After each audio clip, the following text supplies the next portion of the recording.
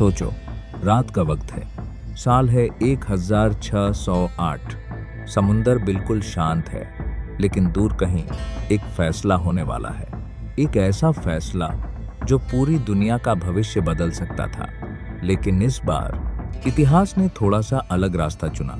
सोचो, अगर east India company का एक भी जहाज भारत के किनारों तक कभी पहुंचा ही नहीं होता, ना बॉम्बे के पोर्ट पर सफेद झंडा लहराता, ना कलकत्ता में ट्रेडिंग पोस्ट बनती, ना एक कंपनी धीरे धीरे पूरे सब कॉन्टिनेंट पर कब्जा करती।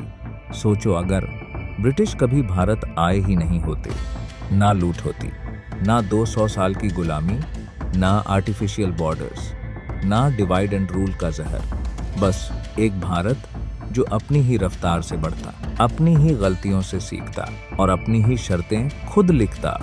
अब यहाँ सवाल ये नहीं है कि ब्रिटिश अच्छे थे या बुरे। इतिहास का वो चैप्टर हम बदल नहीं सकते, लेकिन एक सवाल है जो दिमाग को झटका देता है। अगर ब्रिटिश कभी आए ही ना होते तो भारत आज कैसा होता? क्या भारत आज एक ग्लोबल सुपर पावर होता, एक ज्यादा यूनाइटेड सिविलाइजेशन होता, या फिर छोटे छोटे राज्यों में बिखरा हुआ एक फ्रैगमेंटेड सब कॉन्टिनेंट? क्या हम टेक्नोलॉजी में आगे होते, या फिर इंडस्ट्रियल रेवोल्यूशन मिस कर देते? क्या डेमोक्रेसी नेचुरली डेवलप होती, या फिर मोनार्की और एम्पायर्स ही चलते रहते? आज हम सिर्फ इमेजिनेशन नहीं करेंगे, आज हम लॉजिक, हिस्ट्री और रियल पॉसिबिलिटीज के साथ इस ऑल्टरनेट टाइमलाइन को समझेंगे। इस वीडियो में हम देखेंगे अगर ब्रिटिश ना आते तो क्या बेहतर होता, और साथ ही ये भी क्या क्या वर्स हो सकता था। क्योंकि हिस्ट्री हमेशा ब्लैक और वाइट नहीं होती, वो अक्सर ग्रे होती है। तो तैयार हो जाओ एक ऐसी कहानी के लिए जो कभी हुई ही नहीं, लेकिन अगर होती तो शायद हम सब की जिंदगी बिल्कुल अलग होती। Let's begin. तो पहले पार्ट 1 में हम जानेंगे अगर ब्रिटिश इंडिया नहीं आते तो भारत कैसी दिखती। पॉइंट 1, भारत का पैसा भारत में ही रहता।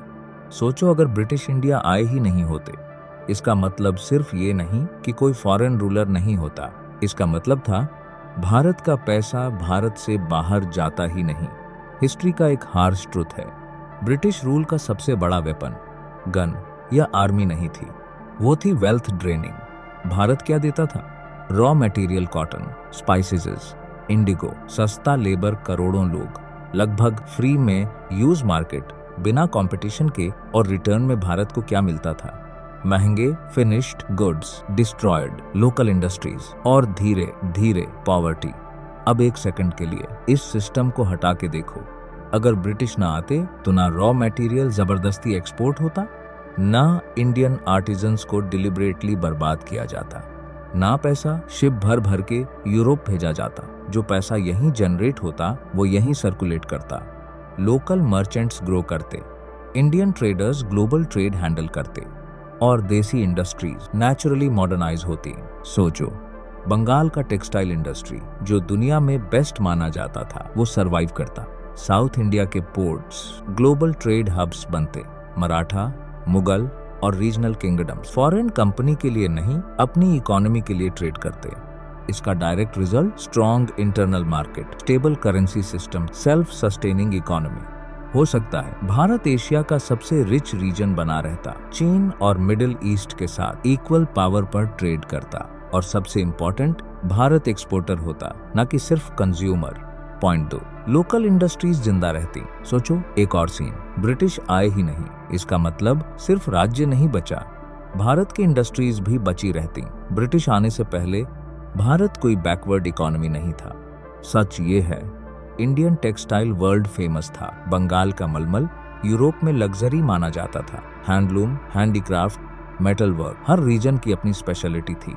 भारत सिर्फ रॉ मटेरियल नहीं बेचता था, भारत फिनिश्ड प्रोडक्ट्स एक्सपोर्ट करता था। अब फिर से रियलिटी पे आओ, ब्रिटिश रूल में क्या हुआ? लोकल इंडस्ट्रीज को सिस्टमैटिकली तोड़ा गया, इंडियन कपड़े पर heavy tax, British machine made कपड़े पर 0 ड्यूटी, आर्टिजन्स को फोर्स किया गया या तो सस्ता माल बेचो या काम छोड़ दो। रिजल्ट, जो वीवर कल तक आर्टिस्ट था आज लेबर बन गया, जो फैमिली जनरेशन से क्राफ्ट करती थी वो भूखी मरने लगी।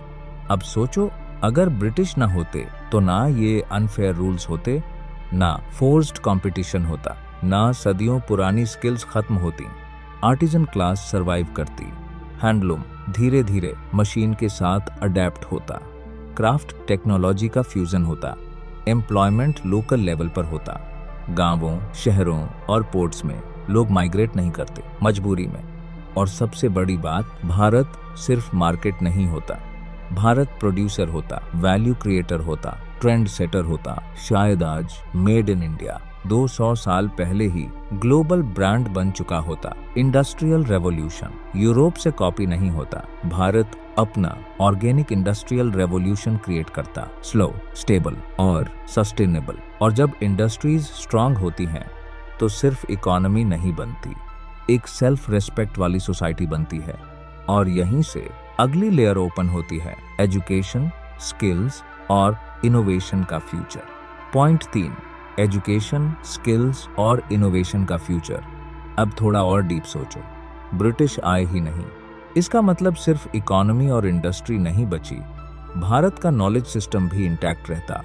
ब्रिटिश आने से पहले भारत सिर्फ टेम्पल्स और पैलेसेस का देश नहीं था, भारत लर्निंग का ग्लोबल सेंटर था।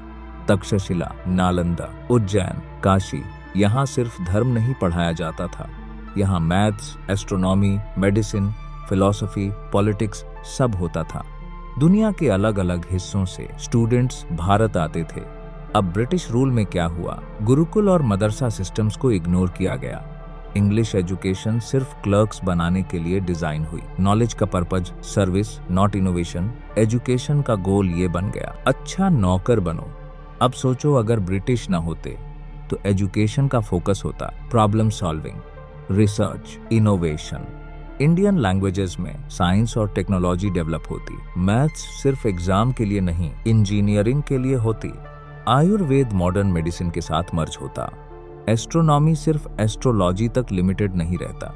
और सबसे इम्पोर्टेंट, एजुकेशन एलिट के लिए नहीं होती, वो सोसाइटी के साथ ऑर्गेनिकली ग्रो करती। इसका result, skilled workforce, original thinkers, inventors, not इमिटेटर्स।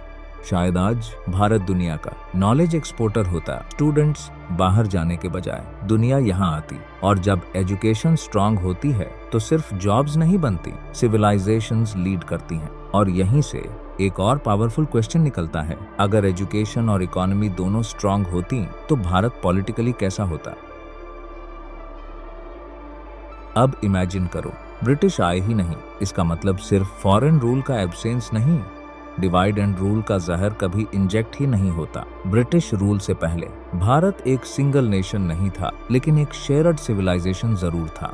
Trade के थ्रू कनेक्टेड, कल्चर और ट्रेडिशन से लिंक्ड, शादी, लैंग्वेज और रिलीजन के डिफरेंसेस के साथ कॉन्फ्लिक्ट्स थे, लेकिन वो लोकल थे। ब्रिटिश ने क्या किया, रिलीजन को पॉलिटिक्स का टूल बनाया, कम्युनिटीज के बीच मिसट्रस्ट क्रिएट किया है, बॉर्डर्स आर्टिफिशियली ड्रॉ किए, हम वर्सेस तुम का नैरेटिव पुश किया, पावर के लिए लोगों को ही वेपन बना दिया। अब सोचो, अगर ब्रिटिश ना होते तो पॉलिटिकल एवोल्यूशन नेचुरली होता, किंगडम्स लड़ते, अलायंसेस बनती, एम्पायर्स राइज और फॉल होते, लेकिन वो बैटल्स फॉरेन कंट्रोल के लिए नहीं होते।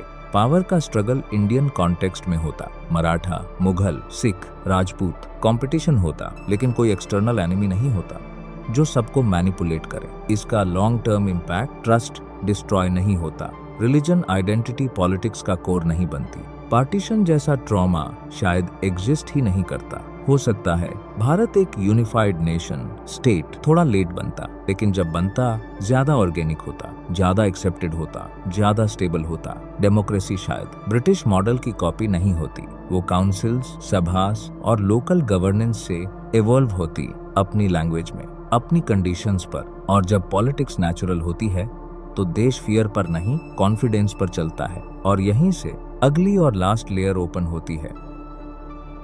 अब एक लास्ट एंगल सोचो, ब्रिटिश आए ही नहीं, इसका मतलब सिर्फ पॉलिटिकल फ्रीडम नहीं, भारत की मिलिट्री पावर कभी डिसमेंटल ही नहीं होती। ब्रिटिश से पहले इंडियन आर्मीज वीक नहीं थी, मुगल आर्टिलरी एशिया में एडवांस्ड थी, मराठा वॉरफेयर फास्ट और अडेप्टिव था, मैसूर रॉकेट्स दुनिया के लिए न्यू टेक्नोलॉजी थे। यूरोप इंडिया से सिर्फ ट्रेड करने नहीं आया था, वो भारत की पावर से भी डरा हुआ था। ब्रिटिश रूल में क्या हुआ, इंडियन सोल्जर्स को अपने ही लोगों के अगेंस्ट यूज किया गया, लोकल वेपन डेवलपमेंट को रोका गया। ऑफिसर्स फॉरेन थे, डिसीजन मेकिंग बाहर थी। भारत की मिलिट्री स्ट्रेंथ एक टूल बन के रह गई।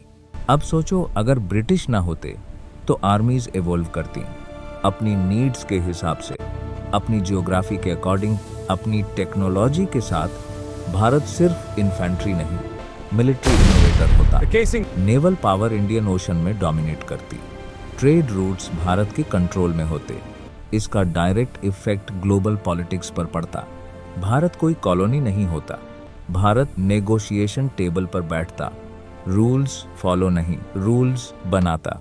हो सकता है भारत यूरोप का कॉम्पिटिटर होता, शायद वर्ल्ड वॉर्स में पावर बैलेंस ही अलग होता। और सबसे बड़ी बात, भारत को अपनी स्ट्रेंथ प्रूव करने की जरूरत ही नहीं पड़ती, वो नेचुरली रिस्पेक्टेड पावर होता। पार्ट 1 का कंक्लूजन। तो अगर ब्रिटिश ना आते, पैसा भारत में ही रहता है, इंडस्ट्रीज जिंदा रहती, एजुकेशन अपनी रूट्स के साथ ग्रो करती है, सोसाइटी डिवाइड नहीं होती, मिलिट्री और ग्लोबल पावर इंटैक्ट रहती है। सुनने में ये फ्यूचर काफी ब्राइट लगता है, लेकिन हिस्ट्री हमेशा सिर्फ अच्छा साइड नहीं दिखाती, क्योंकि हर डिसीजन का एक कॉस्ट होता है।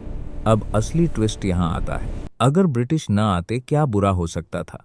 नेक्स्ट पार्ट में हम डिस्कस करेंगे 5 मेजर पॉइंट्स जो शायद भारत के लिए चैलेंजेस बन जाते। ये पार्ट अनकंफर्टेबल होगा, लेकिन ऑनेस्ट होगा, क्योंकि हिस्ट्री को समझने के लिए सिर्फ सपने नहीं, सच भी देखना पड़ता है। पार्ट 2 में मिलते हैं।